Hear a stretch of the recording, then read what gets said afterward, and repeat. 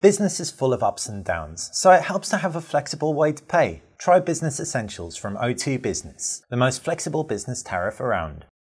Hey guys, welcome to Btekt. I'm Basil. This is an Xperia XA, newly announced a few moments ago at Mobile World Congress Barcelona. I am comparing it with the Samsung Galaxy S7 announced last night.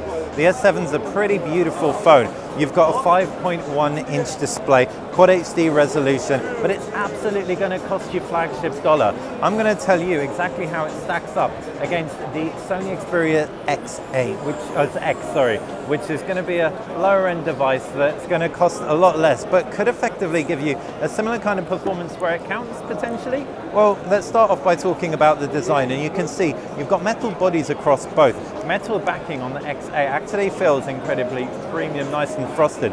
You've got glass back, however, a curved glass back on the S7, and the S7 really does feel like a beautiful, beautiful phone in the hand, very ergonomic and curvaceous, but it attracts fingerprints a lot more readily, as you can see.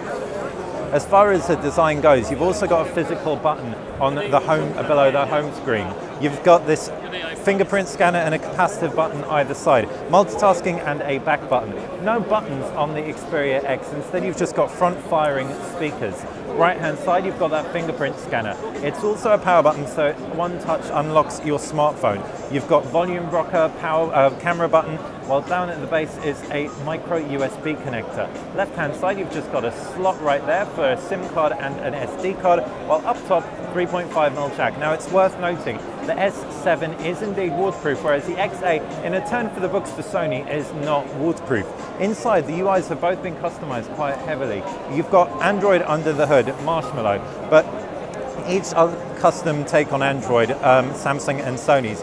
Flipboard briefing to the left-hand side of the Samsung screen can be switched off.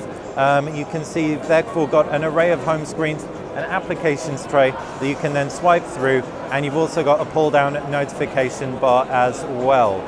It's a two-tier pull-down bar, expanding to reveal quick toggles. As for Sony, you've got pull-down on a home screen to reveal an iOS universal search type thing. You've got applications tray, which you can see also has that same universal search or application search, and again a two-tier pull-down tray, but much more stock in terms of the Android experience.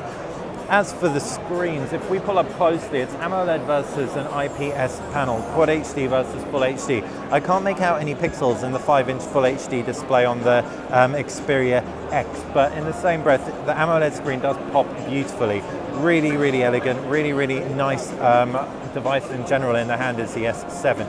But I'm actually more impressed than I thought I would with all the leaks around the X, especially considering it is a mid-ranger. Speaking of mid-ranger, let's talk about the processors. You've got a region-dependent processor on the S7. It's either going to be a Snapdragon 820 or an Exynos, but either way, you've got a lot of power there. As for the X, you've got a Snapdragon 650, so it's still a next-generation processor. It'll be as future-proofed as processors can get, but it won't quite have that oomph. Do still have 3 GB of RAM versus 4 GB of RAM. Moving on to the cameras, and you've got high-resolution 13-megapixel front-firing camera on the X, by contrast to I think it's either an 8-megapixel camera or a 5-megapixel camera. We can find this out pretty quickly if you can deal with enduring ugly mug. So let's flip it and tap on the cog, selfie, hello. 5 megapixel, there you go. It takes 5 megapixel images, so it can jump out of that. So that's versus a 13 megapixel camera. And around the back, it is a 12 megapixel snap with Samsung's new Bright Cell technology versus a 23 megapixel camera. 3000 milliamp battery under the hood, wireless charging, fast charging as well. You've got a 2600 or so milliamp battery under the hood on the Xperia X, but no wireless charging, but there is quick charge supported in Qualcomm's new chipset.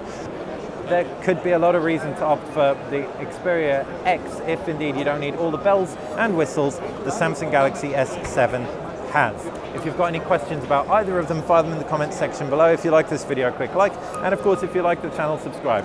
That's how you're going to stay on top of everything that we do. Thanks for watching.